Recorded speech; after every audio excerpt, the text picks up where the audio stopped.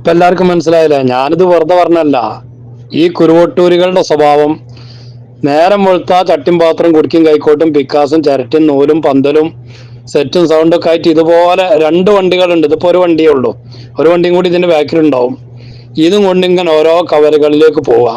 എന്നിട്ട് അവിടുന്ന് കുഞ്ചുത്തി ഫൈസലും മേമൊക്കെയാണ് അതിന്റെ ആൾക്കാർ. അത് കുഴിച്ചിട്ട് വൈകുന്നേരം ആകുമ്പോൾ 3 വന്ന് ആർപ്പും പൊടി ഉണ്ടാക്കുക. രാത്രി പരിപാടി കഴിഞ്ഞാല് ഒരു നേരം വെളുക്കണതിന് മുമ്പായിട്ട് അത് മുഴുവൻ കെട്ടി അയച്ചാണ്ട് കൊണ്ടുപോവാ. പിന്നെ പിറ്റേന്ന് നേരം വെളുത്ത ഇതേ അവസ്ഥ. ഇതന്നെ വരെ പരിപാടി. എന്നിട്ട് എന്താ ഒരു ഫായ്ദ ഉണ്ടാകണില്ല. അതാ നമ്മൾ പറഞ്ഞേ. ഈ വണ്ടി ഇങ്ങനെ അങ്ങോട്ടും ഇങ്ങോട്ടും ചട്ടിയും പാത്രം കൊണ്ട് പോവാന്നല്ലാതെ ഒരു ഫായ്ദ കൊണ്ട് ഉണ്ടാകണില്ല. ഞാനത് ഇന്ന് കുറെ മുമ്പേ പറഞ്ഞ വിഷയമാണ്. കാരണം നമ്മളെ നാട്ടില് 2 പ്രാവശ്യം വരെ വന്നിട്ടുണ്ട്. 2 പ്രാവശ്യം വന്നിട്ട് ആദ്യം വരുമ്പോ ആരും ഇല്ലാന്ന് വെക്കുക. എന്നിട്ട് ബല് ഇവിടുന്ന് അവിടുന്ന് കുറെ ഒച്ചമുളിയൊക്കെ ഉണ്ടാക്കി പോയി.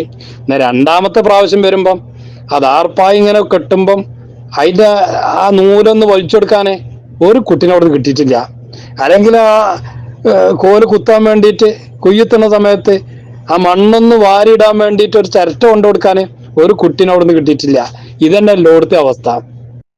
ഇവരിത് നേരം പോലത്തെ ഈ ചട്ടും പാത്രം കുടിക്കും കൈക്കോട്ടും പിക്കാസും ചരറ്റും നൂലും പാത്രം പന്ത് അത് കൊണ്ട് എല്ലാ കുടച്ചക്രം കൊണ്ടാണ് ഇങ്ങനെ പായുക. എന്നിട്ട് ജമാഅത്തെ ഇസ്ലാമിന്റെ നമ്മൾ പറയണ്ടല്ലോ, ആ ക്ലോസറ്റിൽ ലെവലായിട്ട് നിൽക്കും. ഈ കുരുവട്ടൂരുകൾ പറഞ്ഞ ക്ലോസറ്റും പൊട്ടി ലീക്കായി ഇങ്ങനെ പോവുക. കാരണം ക്ലോസറ്റ് കൂടെ അല്ല അത് മുഴുവൻ വരണേ. 2-3 കോളാമ്പിയാളെ ആ ക്ലോസറ്റിൽ നിന്നാണല്ലോ തെറികളും പരിഹാസങ്ങളും ഇതല്ലേ. പിന്നെ എങ്ങനെയാ അതിൽ ആള് കൂടുക?